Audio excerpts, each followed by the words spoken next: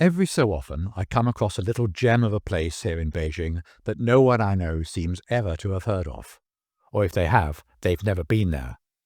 I came across another one of these gems very recently, situated not that far from where I work. It's located in Hutong, a small side street near Tongjiao.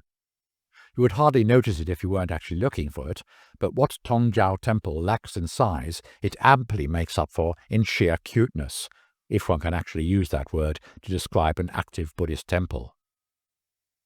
Tongjiao was originally built by a eunuch in the Ming dynasty, but later reconstructed into a nunnery named Tongjiao in the Qing dynasty.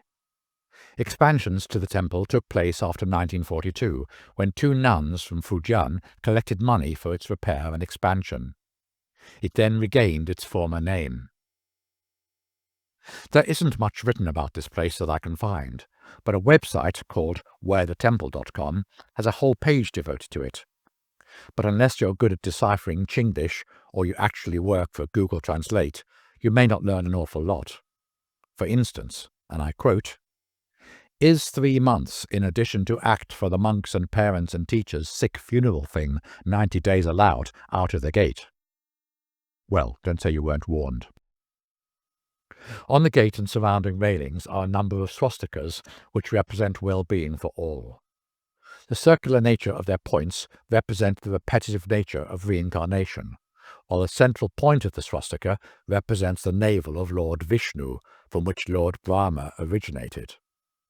The word swastika comes from Sanskrit and is composed of two words, su, meaning good, and asati, to exist. So together it means, may good prevail.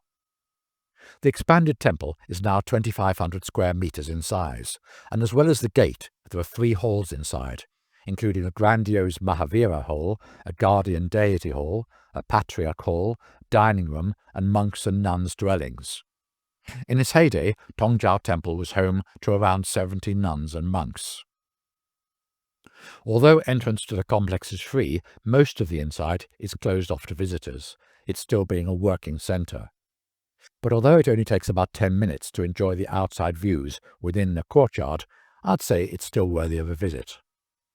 Along the central path of the courtyard garden are 2 incense burners, one of which is gaudily decorated in gold and black, with the other more simple in design, but somehow more elegant.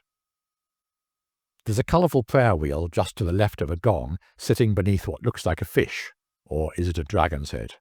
I still can't make up my mind.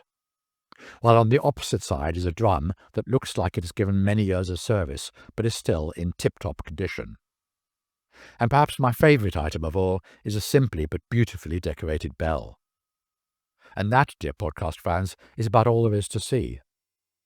You may well think that it's not worth making a special journey to go and see this place, but if you're in the Dongjiao region of Beijing anyway, I would suggest it could fill up a pleasant half hour of your time to make your way to Zhengshan Hutong.